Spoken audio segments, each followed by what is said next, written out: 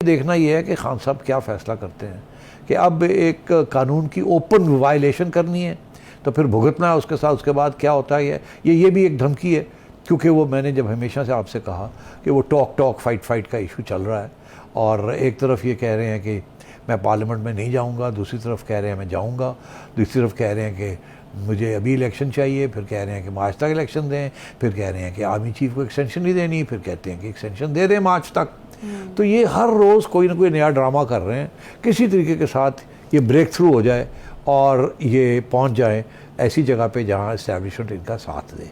और मगर अब तो ऐसे इस्टेब्लिशमेंट ने क्या इनका साथ देना है, जुडिशरी इनका साथ देना, उससे भी परहेज़ करना शुरू कर दिया उन्होंने। उनको नज़र आ रहा है कि ये तो बहुत बड़ी डिस्टेबलाइजेशन हो रही है।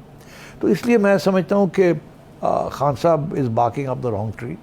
ये बहुत बड़ी अब रिस्क लेने जा रहे हैं और इससे इनका बहुत बड़ा नुकसान हो सकता है।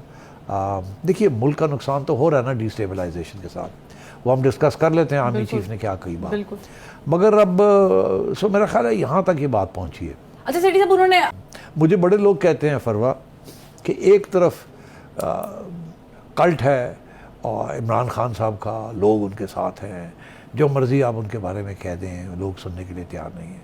दूसरी तरफ जरदारी साहब हैं, नवाज शरीफ साहब हैं, शरीफ और जरदारी, भुट्टो और जरदारी हैं। तो मैं हमेशा इनसे यही कहता हूँ कि देखिए, एक तरफ डिनेस्टी, दूसरी तरफ कल्ट है। डिनेस्टी का भी ये भी होता है, कंटिन्यूटी होती है ना, प्यो पुत्र दादा परदादा चलते रहते हैं। हाँ, और साउथ एशिया के अंदर हमारी एक तारीख है कि बांग्लादेश में भी डिनेस्टी, श्रीलंका में भी डिनेस्टी, इंडिया में भी डिनेस्टी रही है बहुत अर्सा, पाकिस्तान में भी डिनेस्टीज़ चल रही हैं और ये डिनेस्टीज़ चलती हैं। हमारे यहाँ डायरेक्ट हो जाता है एक फैमिली। अमेरिका के अंदर फॉर एग्ज़ाम्पल उनकी जो कांग्रेस है, सेनेट स्पेशली, वहाँ जो है वहाँ कम से कम 30-40% जो सेनेटर्स हैं वो डिनेस्टिक हैं, उनके दादा परदादा और वालिद भी सेनेटर्स रहे हैं, फिर उन्होंने भी ये किया, मगर वहाँ कोई बात नहीं करता डिनेस्टी की। इसी तरीके के साथ हाउस ऑफ लॉर्ड्स है यूके के अंदर, वहाँ भी वो लोग बैठे हुए हैं जो कि 200 साल से उनके फैमिलीज़ में से लोग आ रहे हैं, लॉर्ड्स बन रहे हैं, so on and so fourth. अब खान साहब समझें या ना समझें, चंद दिन रह गए हैं, ये अगस्त अक्टूबर का ये महीना है, अक्टूबर के महीने के अंदर और नवंबर के पहले हाफ के अंदर बहुत कुछ हो सकता है और कुछ नहीं भी हो सकता। तो देखना ये है, और मैं इधर कोई पेशन गोई नहीं करना चाहता, बिकॉज मुझे बड़ा खौफ है। मैंने एक पेशन गोई की है कि मुझे इतना खौफ है कि मैं उसके बारे में बात भी नहीं कर सकता। अगर खान साहब ने लॉन्ग मार्च की और तशद्दुद हुआ तो फिर इस मुल्क का बहुत नुकसान होने जा रहा है, बिकॉज फिर इस्टेब्लिशमेंट को कुछ फ़ैसले ऐसे करने पड़ेंगे जो वो मजबूरी के तौर पे वो करेंगे, मगर मुल्क के लिए और खान साहब के लिए वो अच्छे फ़ैसले शायद ना अप्रूव करें।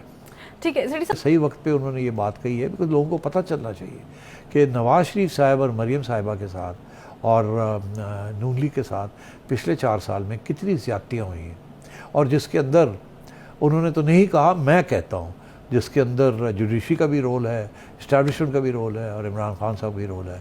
ये तीनों एक ही सफ़े पे थे और उस सफ़े की वजह से ये सब ज़्यादतियाँ हुई हैं। अब दोनों को तो एहसास हो गया है, इस्टेब्लिशमेंट को भी और जुडिशरी को भी, कि शायद अब वक्त आ गया बैलेंस ठीक करने का। मगर जो 2 चीफ़ जस्टिस कर गए हैं, साकिब निसार साहब और खोसा साहब, उससे बड़ी ज़्यादती हो नहीं सकती थी कि ये दिन आना था कि आज उमर अता बंदयाल साहब ये बात कह रहे हैं कि ये जो कानून है 62(1)(f) ही है ना जी बिल्कुल, हाँ, ये जो है ये ड्रैकोनियन लॉ है, काला, और ये इशारा यही है कि इसको ख़त्म किया जाए। हालांकि इसी कानून के तहत उन्होंने लोगों को सज़ा भी दी है और नवाज शरीफ साहब को डिस्क्वालीफाई भी कर दिया है फॉर लाइफ।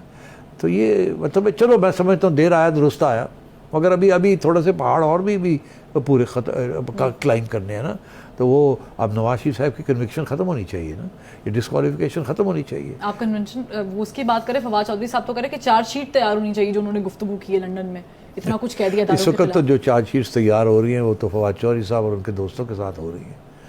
मेरा ख्याल है जो इन्होंने 4 साल लोगों को सबक सिखाने की कोशिश की, आज वो भुगत रहे हैं अपने वही सबक।